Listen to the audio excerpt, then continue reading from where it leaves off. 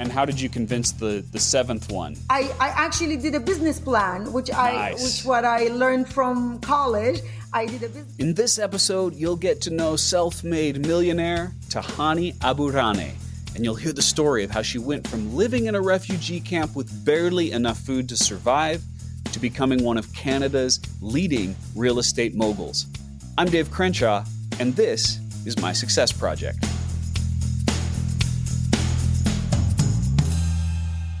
Welcome, friends, to the Dave Crenshaw Success Project. This is a show where I'm trying to teach my children how to be successful through the life stories of others, but you also get to come along for the ride. I'm a best-selling author. I speak to Fortune 500 companies, and I've taught millions of people around the world how to be successful through my online courses. As a father of three, I wanted to do something a little different. My children mean the world to me, so I wanted to create something lasting with this show that would help them succeed.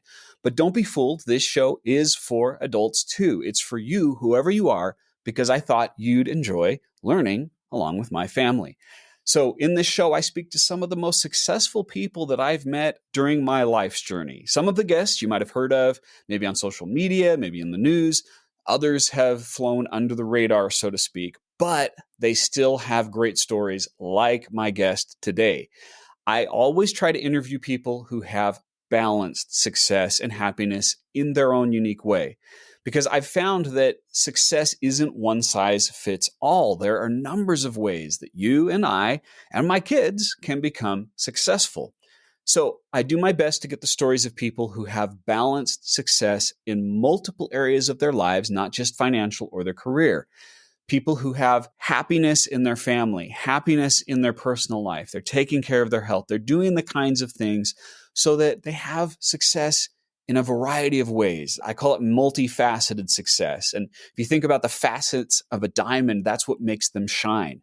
And so I want to help you find that as well, along with my kids. As you listen to today's interview, I'd like you to do one thing. And no, I'm not talking about liking and subscribing the podcast. Of course, I'd be glad if you did that. But what I'm talking about is I want you to look for something specific. I would like you to look for one thing that you can do, not a month from now, but today or tomorrow, so that you can make this guest's story a part of your life. And then that way you move beyond just hearing something to doing about it. And you're going to want to do something about what you hear from my guest today. Tahani Aburaneh is regarded as Canada's leading female real estate investing expert, and she's an Amazon best-selling author. She's the founder of North America's first female real estate investing conference, which led to the launch of her podcast, FIRE, an acronym for Females in Real Estate. But she tells me she also has a lot of men listening as well. Tahani is also the recipient of the Ontario College's Premier Award.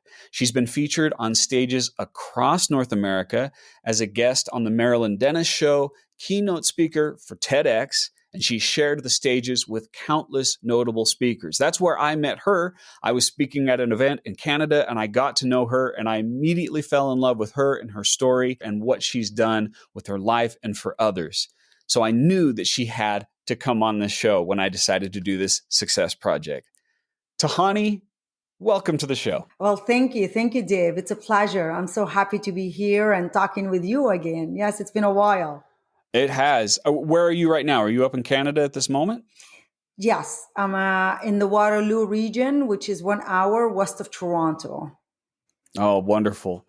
Well, yes, thank you. Boy, the first time that we met and I heard your story, I thought, oh my gosh, what an amazing story. My assistant, when she was doing research for this, she was talking about how excited she is to hear your backstory.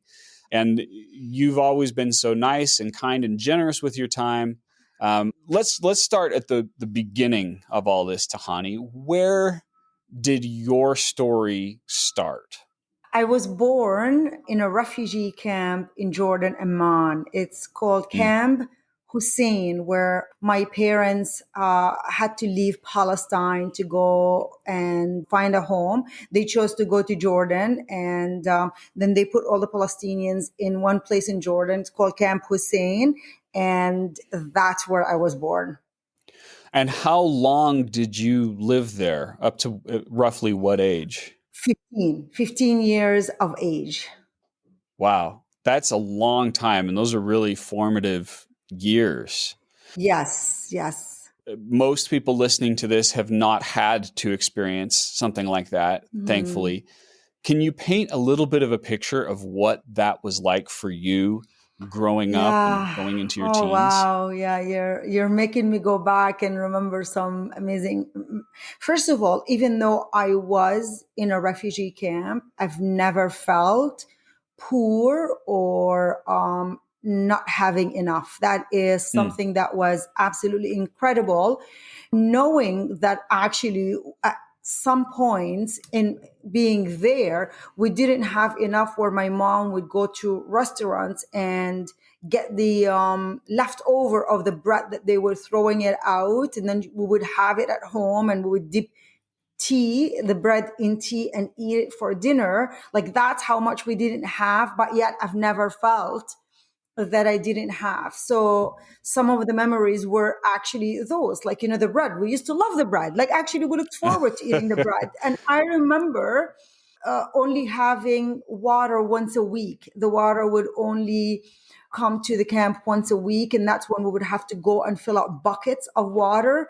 And as a little girl, I would have to, my mom told me one time to go fill it up and bring it back, like in a big bucket on my head. By the time I got back, there was almost hardly any water in the bucket because they kept moving. And then the water kept, falling. And it's like, oh gosh, we're oh, never going to send Tahani back again and to get water. every drop was Every precious. yeah, yeah, So yeah, now that's really interesting, though, that you said you never felt that you were poor because clearly you were in that situation.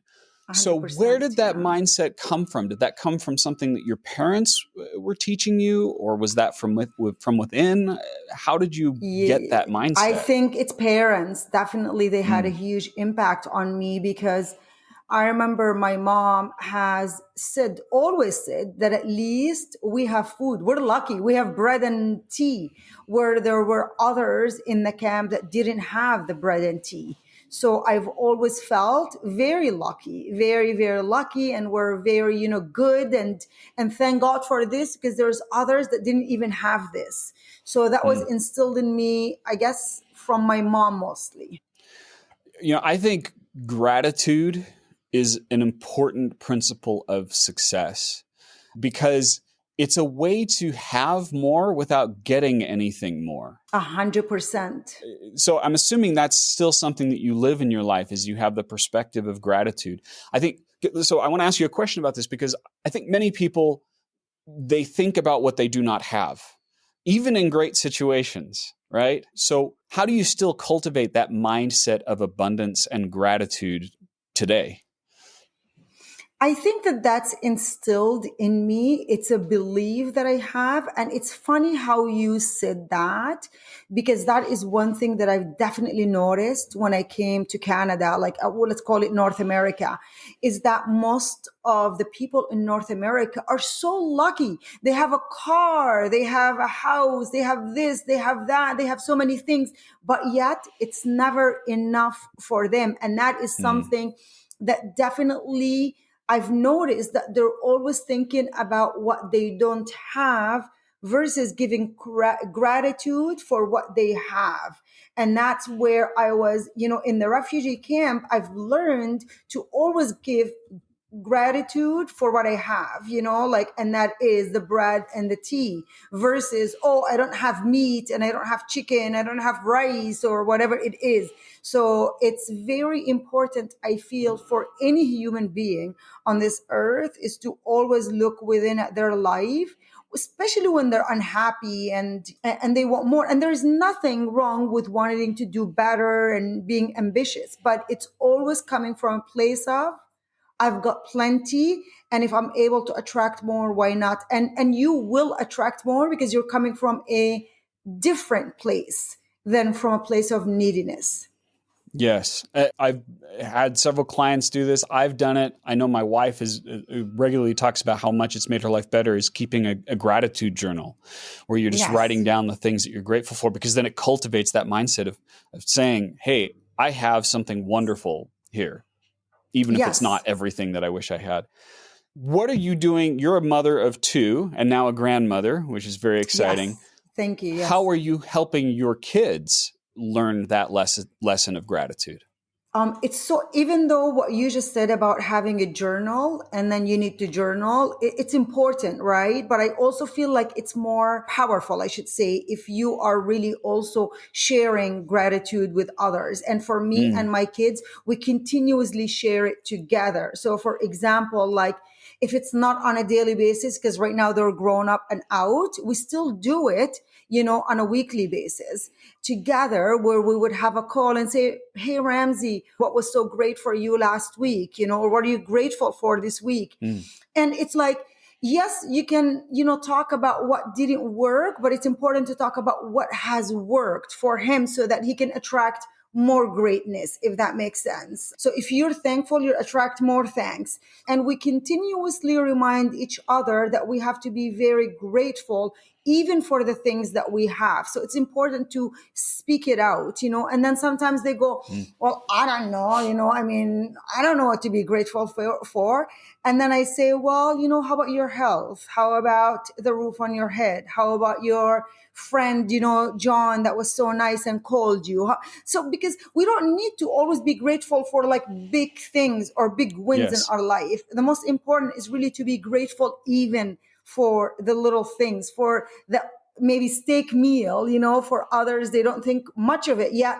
There are so many people in the world that can't have steak, or chicken or whatever it is. So it's important that we say it together so that we can hear ourselves also talk about it and talk about it more often. You're reminding me of something that we do as a family every night where we say What that. is We it? say, I'm grateful Yes. today that this happened. And it can be really simple. It can be, I'm grateful I played cards with my kids today, right? Yes. But I love that, the importance of saying it to each other, which again is modeling something that your mom was doing for you, even in that situation.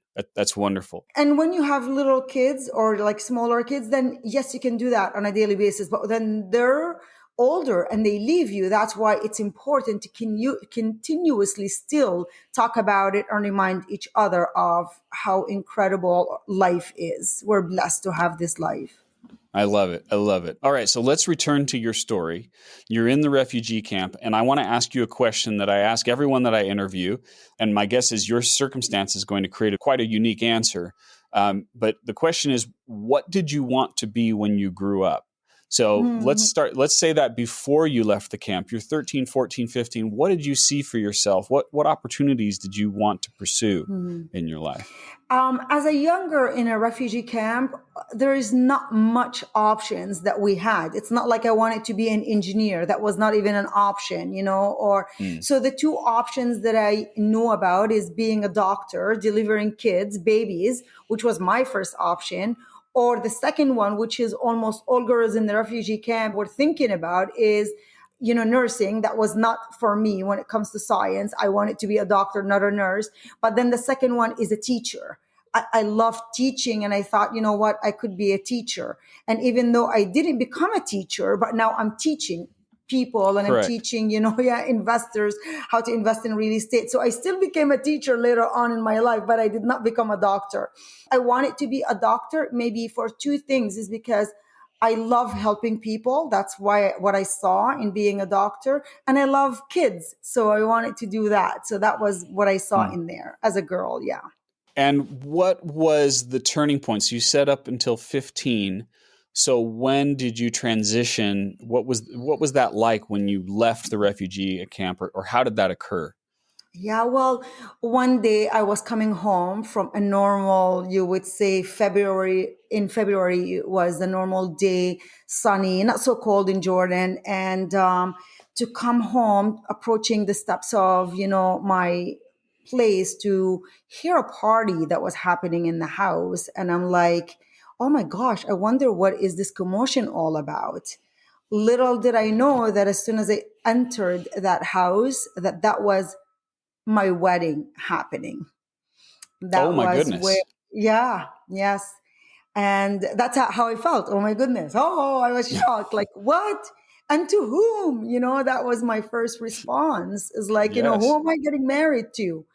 And that day was the day that changed my life forever, because not only I've learned at age 15 that I just got married, but I also learned that I have to move to a faraway place called Canada, away from everything that is familiar and known and comfortable, to the unknown and not knowing what to do, a new life and all things to go with it. How did your parents decide who you were going to marry? So I would say that it's normal in maybe third world countries where the parents choose for the kids because they know the kid very well, and then they chose this man, and they thought I would be a good fit, and he would be a good fit, and that's how they did it. And they also Okay. did it, even though you might think of it as cruel. And at the time, I did feel like, oh my gosh, like, what are they doing? Why did they do this to me? Like, I felt like almost like Mm. a victim mentality of like, what are you doing to me? You're just taking me away, or sending me away from here. But my dad made sure that he says, I can't provide education for you here. And then I felt that your marriage would be able to do that. And he had put a condition on my ex-husband that he will say yes and to the marriage as long as he would allow me to go to school. And my ex-husband Mm. at the time said, I will be willing to send her to school if she's able to last in school. Because he didn't think that I would be able to, because there's others that said the same and could not continue. I'm assuming that was an important moment that your father negotiated for that to occur. Were you Yeah. able to stay in school? Yeah, because right after I heard that news, I went running to my dad crying. I was very, very close to my dad. I loved him because he always made me feel very capable of doing things. And this is very important Mm. for any father, to make sure that he instills these things in their kids. And he always told me, Tahani, you're capable of doing anything you set your mind to. And I truly Mm. believe that at core, at my heart, that I can actually. And he says, if you really want to finish school, you can do it, and you can do it better in Canada. And that's where, when I came to Canada, it was very, very hard, Dave. Like, there was a lot of cultural differences. There is, a lot of like, English is a new language. There's so much, newness and change. But I knew that in my mind, I had to finish school because education is the only way out of poverty, which is another belief that my teachers instilled in me. So you moved to Canada, and you were at what age when this occurred? 15. Okay, so it was 15. 15. I turned Yeah. 16 in Canada. Okay. And you were married at 15. Yes. Okay. And you mentioned that it was your ex-husband. So how Yes. long did that marriage last? 22 years. Oh my goodness. Okay. So that was a critical part of your life for a very long time. Yes. Talk to me about what happened while you were in school. What did you study? And we know eventually you ended up as a real estate expert, an investor. So what were you studying in college? Was it in any way related to that? It was business, business, Okay. general management. And I've always knew that I wanted to be in business. Somehow, you talked about some of the things as a young girl, and it's very important for parents to always watch what their kids are interested in, not necessarily what you tell them they should look into, but what they are interested in. And for me as a little girl, and nobody taught me this, is that I've always thought to like bake cookies or do like sweets, and then after I cook them, I give them to my brothers, and I would send them to, on the streets to go sell them because girls could not sell. And then we would take the cost of the food out, and then we would split the profit. So I knew as a little girl that I had that business sense and that entrepreneurial, I guess, spirit within me. Yes. And that's why I wanted to study business. Like, it was no more teacher. I wanted to study business when I came to Canada. And I couldn't go to university because my in-laws at the time said, oh, Tahani, if you're going to go to university, that's going to add 5 more years to you being after high school, which is 3 years it took me to finish high school in Canada, which means that that's too long for you not having kids. And we need you to have kids because traditionally in Jordan, you get married and you have a child right away. But for me, Mm. I waited 3 years. And if I went to university, that means 8 years. And that's too long for them. They did not want me to wait that long, or they did not want to wait for me that long. So I had to end up settling for a college. And I went to a college, 3 year, college. And I got my business administration diploma. And then you had your first child. And then I had my first child actually the third year because I got pregnant before the year started it, the third year. And then I had the child January and I had to still go to school for 4 more months while I'm actually having a baby until I finished that whole, college. Oh my goodness. Yeah, that's a lot to juggle. Yes, to deal with that was, yes. Yeah. Especially as a new mom. Yes. And did your husband, did he honor the agreement with your dad? He was fully supportive of this during the whole time?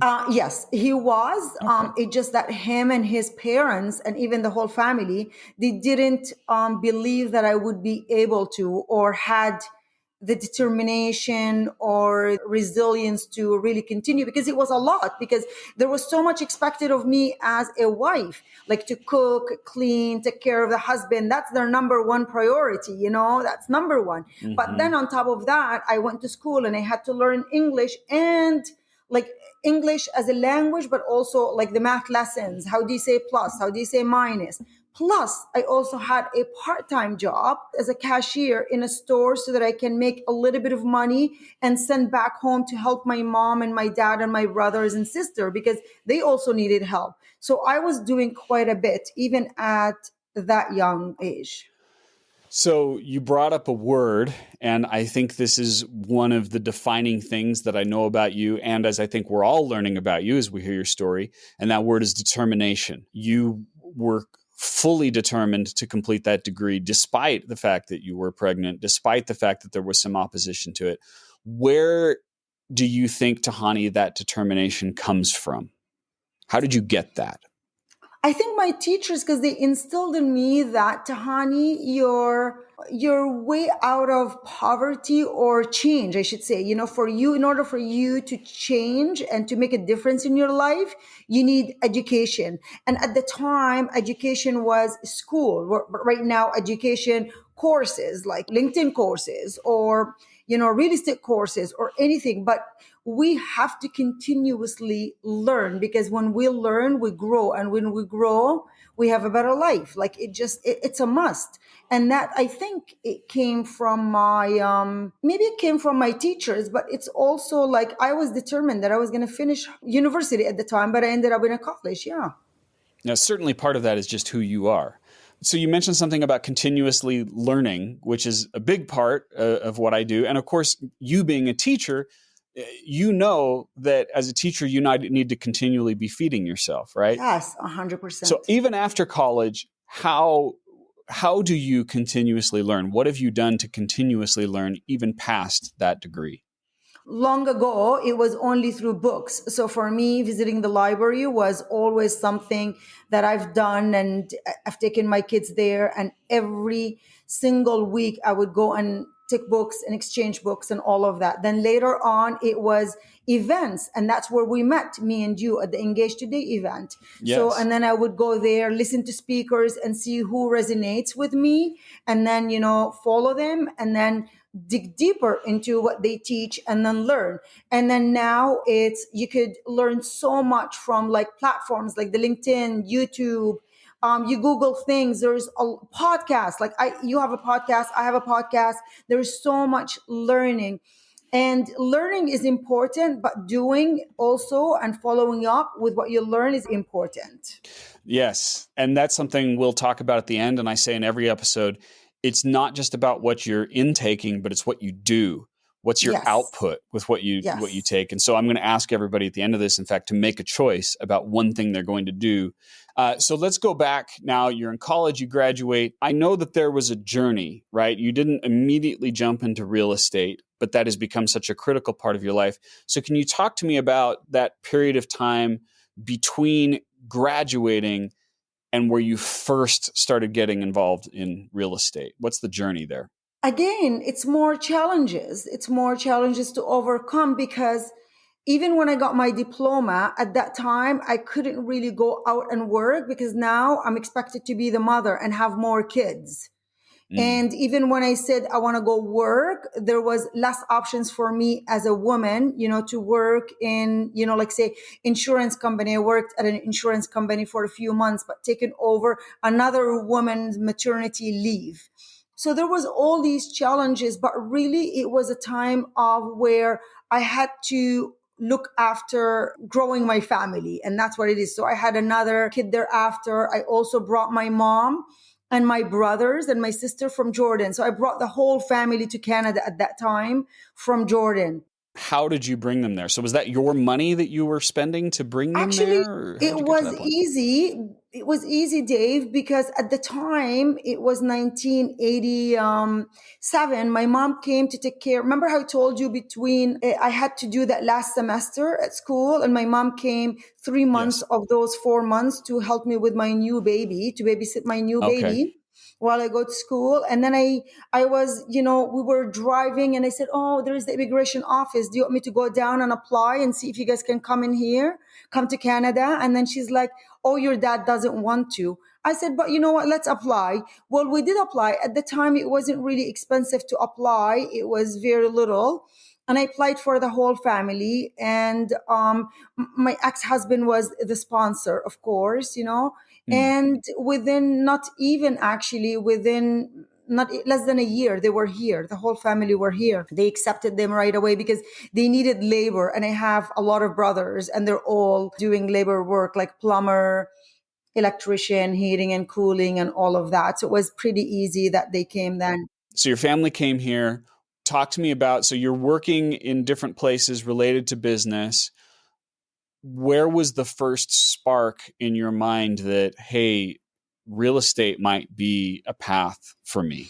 Yeah. So my brother, do you have flea markets where you're at? You know what's a flea Not market? in Utah. Not really. Not in Sometimes they'll Utah? have Okay. like an outdoor thing, but not so much. No. But I know what they are. Okay, I hope some of the listeners will know what a flea market is. And my brother was selling dolls, like house items, maybe even kids' toys there. And he was telling me that he wants to expand it and he wants to make it a bit bigger. And I'm like, why make it at the flea market? Why not open a store? And why not make a better store? And why not bring this and bring that? Of course, I don't know how, but I think bigger. It took me almost visiting all banks until I finally was able to get one of the banks to say yes to loan me a $20,000 at the time. And that was not easy. How many banks did you try until you got that? 7. Okay. What were they saying? It's not a business that's gonna last. It's not solid. It's not strong.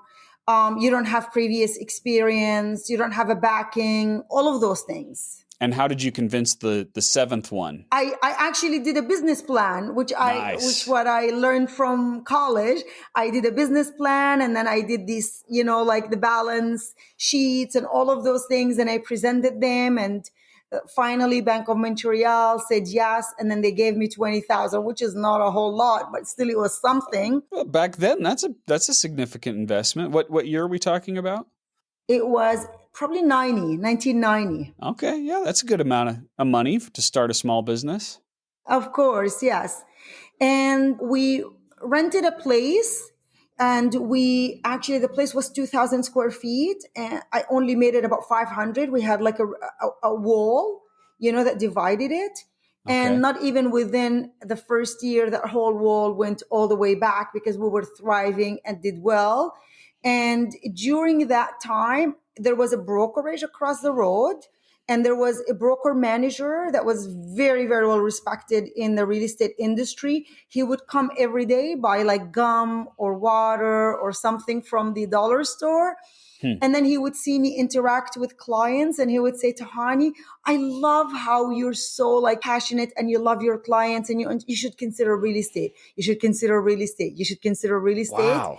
And and then after a year, I told my brother, well, look, now we have an inventory of $200,000 inventory in the store instead of like 20,000. It was a thriving store, doing so well. The first dollar store in Cambridge, Ontario at the time.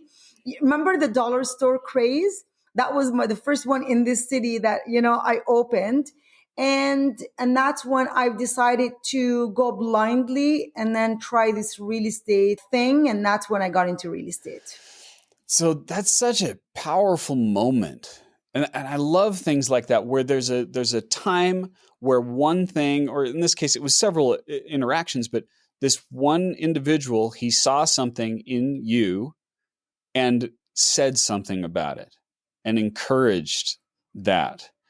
And perhaps you would have found it without it, but how powerful is that? And I think, Tahani, you probably do that as a mentor, and we all have opportunities like that where we see potential in someone and we take the time to say, are you aware that you can do this? Because probably in that moment, you had never thought about real estate up to that point. That's a very powerful observation. That's very, very powerful. But I also think for all the listeners, it's also important for them to be doing something to reach the next step and the next step. You don't just sit and expect someone to see the greatness in you. You have to be doing something, and then someone can see the greatness. And that's what happened there. That's brilliant. Yeah, because you were going out of your way to take care of customers, that's what created that moment.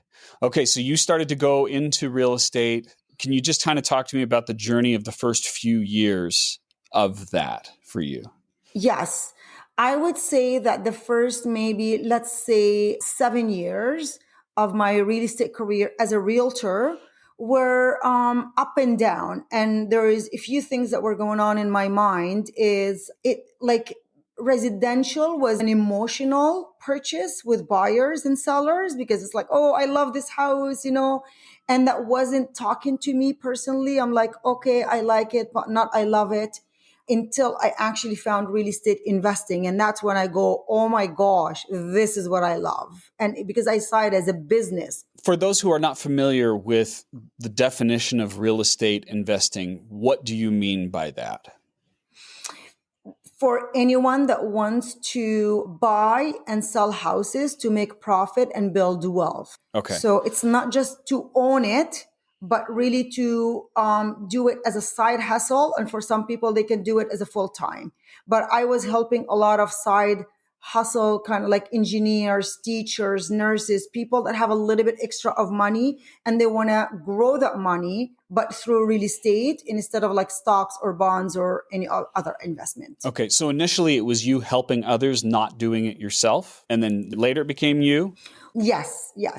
Okay. You know what happened is that I came from a place of, I don't know much about real estate investing, but I'm willing to learn all. I'm willing to find you what you're looking for. This is what I would tell my clients.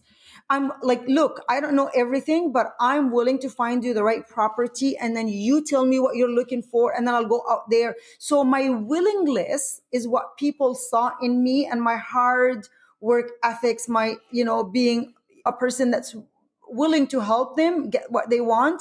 And then I saw what they do, and then I kept learning. And the more I helped, the more I learned. And then I realized, oh my goodness, this is actually unbelievable. I got to start doing it too. Yeah, well, that goes back to that principle that we've learned about that's just deeply wired in you of being a continuous learner. You were helping them, you were having a career, but at the same time, you were learning about how to make that successful for yourself. And being vulnerable, like that's another thing too that most people don't have, is being authentic and vulnerable. Like at the time I went through the divorce, when I saw the real estate investing, when I found my, passion in real estate, which is the real estate investing, is after the divorce, I knew I had no money, and I knew I had to do whatever it takes to bring money to put a roof on top of my head and my kids.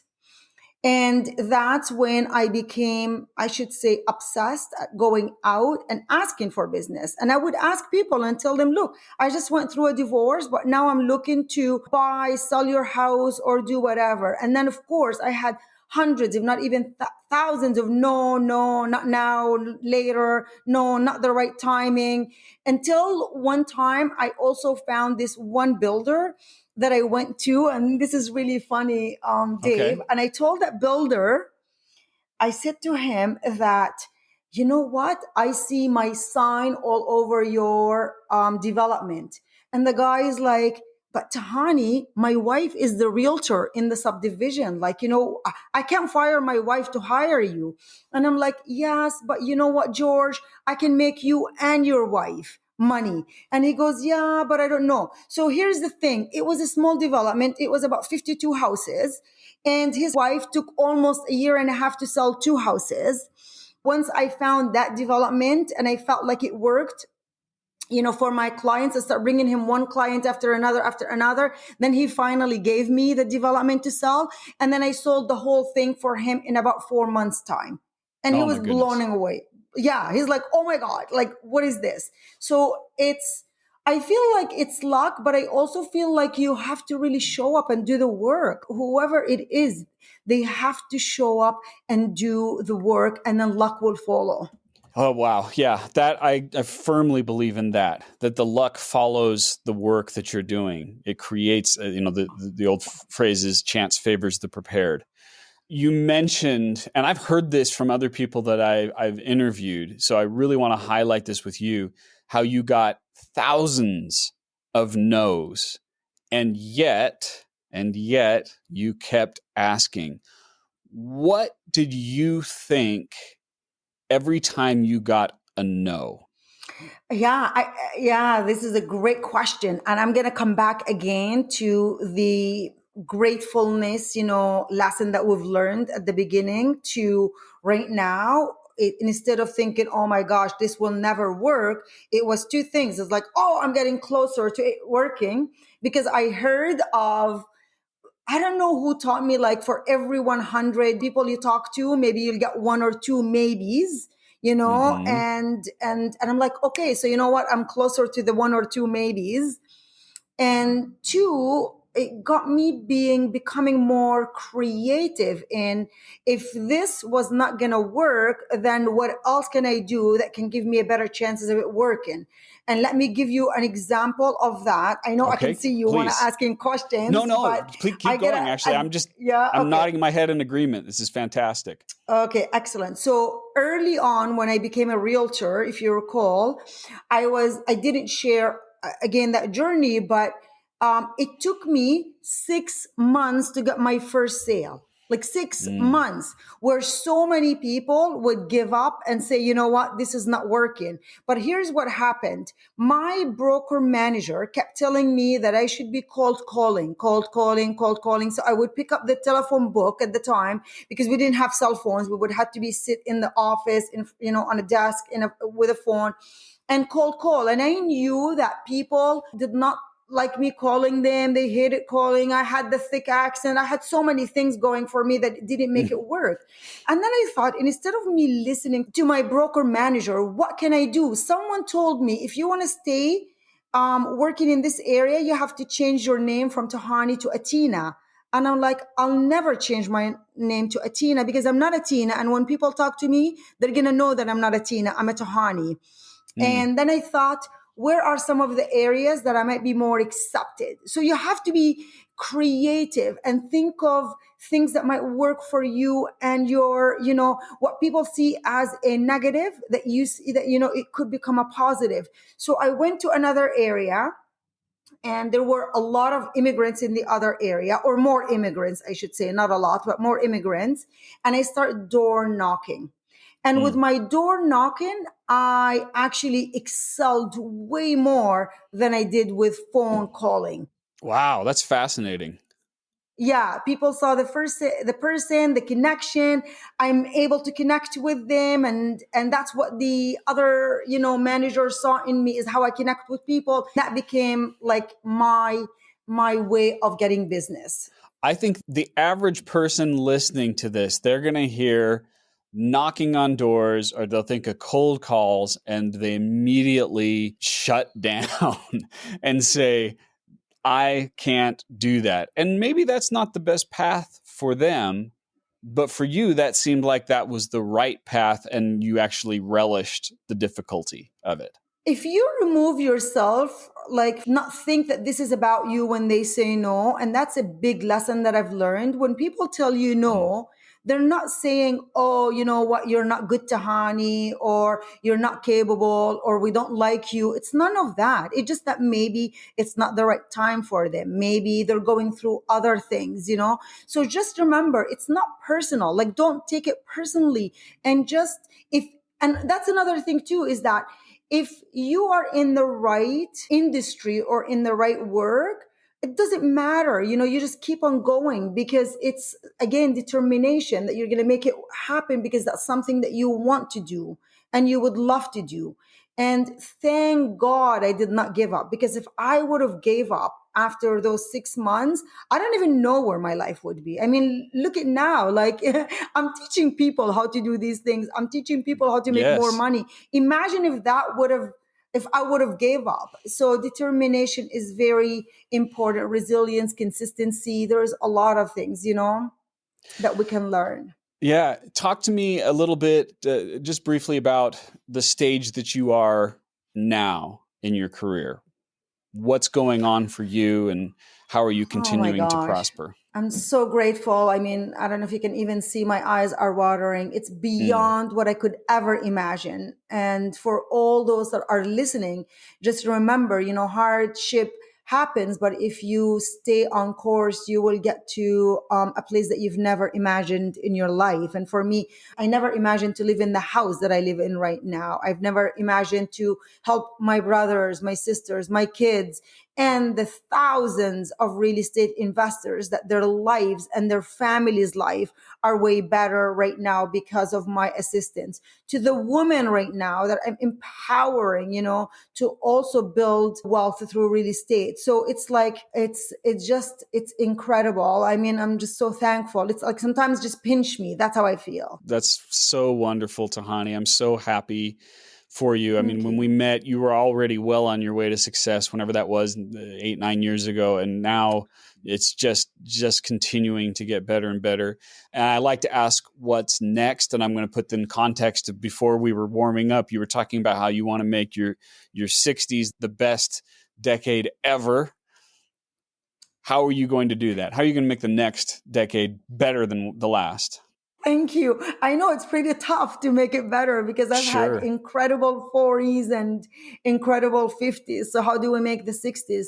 Because I feel like right now in my life is all about impact. It's really about, God bless us. And then now we have to get out of our way so that we can help others, because it's all about leaving a legacy. It's all about impact. It's all about, even my granddaughter, like, let her know that she is capable of doing a whole lot more if she chooses, of course, and support more people on this journey. That's where it is. And I feel like once you set that in your mind, then all helpful people come to your life. You become a magnet for good. That's how it Mm. is. You're bringing up something that I have recently discovered in my career, which is, there does come a point in which it's not anymore about making more money. There's a point at which it's about purpose and, as you said, leaving a legacy. And so your motivation has to shift. And when it does shift, things get better. Yes, 100%. It's no longer about you, but it's more of the greater good in this world. When I meet people, they always think, oh, I want to make an impact and I want to help a million people. Well, I always say, let's help the people around you. Then let's Mm. go a little bit bigger than that. Then go a little bit bigger. It's always about, one step at a time, versus thinking of 1 million, which becomes very overwhelming to so many. And it becomes almost like, oh my gosh, this is so much, this is so big, this is too much. Just think first, start within your family or within your business family or within your sphere of influence, and then see how that's working, and then just go bigger and bigger, and it becomes more attainable. Yes, I have a sign right here I'm looking at, change one person's life today. Love it. And that's really what drives this podcast, right? As I talked to you before, this is about helping my kids. If I can help my 17 and 13 and 9-year-old be more successful, that makes it worth it. But hey, let's get other people in so they can hear an amazing story like what you've shared, Tahani. So thank you for being so generous. I love what you're doing, Dave. I love that this comes from a pure heart of helping your family, again, your kids. And in turn, I know it's going to reach many more and it's going to help many more people, 100%. So this is the point where I like to summarize some of the things that I've learned, some principles that a person listening can immediately apply into their life. So Tahani, I'm going to share 3 things that I learned from you today. And there are 3 specific things that someone can do. And then if you want to add 1 or 2 to that, you're welcome to. What I say to everyone listening to this every time is it's not just about what you hear or what you learned. What really matters is what you do. So as we're sharing these, try to pick one thing that you're going to do, and then you'll make Tahani a part of your life. So the first principle, we start at the beginning, the power of gratitude, right? The gratitude that you experienced in the refugee camp, the gratitude that you continue to share with your children, the gratitude of always thinking about what do you have that's wonderful. It's not that things can't get better, they can, but by focusing on what is great and taking time to be grateful about it, you'll just bring more of those wonderful things to you. The second thing, continuous learning, right? Tahani's example is one of continually being hungry for knowledge, gaining new knowledge. In the back, it was going to the library. Heck, you can still go to the library, but then it's LinkedIn, and then it's going to conferences and YouTube and learning on the job, right? Learning how to be successful in real estate investing while you're helping people do that. And all of that added up. So the commitment, one thing that you can do if you're listening is make the commitment to continuously learn. And then the last one, man, determination. The asking through the no's, meaning the no's that people give you. Just keep pushing through those no's and getting repetition. Every time you get no, you're closer to the maybe, and every maybe is closer to the yes. And tying that into continuous learning, every no is an opportunity to learn. Tahani, I have a quote up here by one of my heroes, Bob Ross. And Bob Ross said, every time you devote time to practice, you haven't lost, you're always a winner. And I think that certainly applies to every no, right? You haven't lost, that was practice, and you're getting better and better. Those are 3 powerful principles. Tahani, what would you add to that for someone listening? I think, like my motto in life is just do it. But now I changed that to just own it. And when I talk about owning, the first thought people, they think because I'm in the real estate world is owning real estate. Sure. But really it's about owning your own actions, like being responsible for also your life, for the things that work and the things that don't work, right? So be accountable to the things that you do or you don't do, like both things. So yeah, just like ownership, owning. If you're amazing, then own it. If you're not, then also own it and see what can I do to make it better. So that's the other thing that I would maybe add to it. Absolutely. And that ties into what you said earlier too about making your own luck. When you own the outcome of things, you're going to make your own luck. It will start to occur. This is fantastic. Oh my gosh, Tahani, I'm so glad I brought you on for this. Thank you. Your Thank story you so is much. fantastic. So the book that you have, if someone's hearing this and they're inspired about real estate, that's Real Estate Riches. Is that correct? Yes, correct. And you said you had a podcast. What is the podcast? Is that the Fire podcast? Yes, the Fire Show, which is the Fire. It's an acronym, stands for Females in Real Estate. Wonderful. I know that is going to be a powerful listening for someone. Yeah, for women and for men. Right, exactly. Thank you for being on the show, Tahani, and thank you everyone for listening and being a part of this. Take some action today. Do one thing differently as a result of what you heard from Tahani, and this lesson will stay with you forever. Thanks for being here. Thank you, Dave. You've been listening to the Dave Crenshaw Success Project, hosted by my dad, Dave Crenshaw, and produced by Invaluable Incorporated. Sound editing was done by my brother, Stratton Crenshaw. Research and assistant production by Victoria Bedez. Voiceover by me, Darcy Crenshaw. Show consulting by Andrew Marino. And the music is by Ryan Brady via Pond 5 Licensing. Please subscribe to the Dave Crenshaw Success Project on Google Podcasts, Apple Podcasts, or wherever you like to get your podcasts. And please don't forget to leave us a 5-star review. See you next time.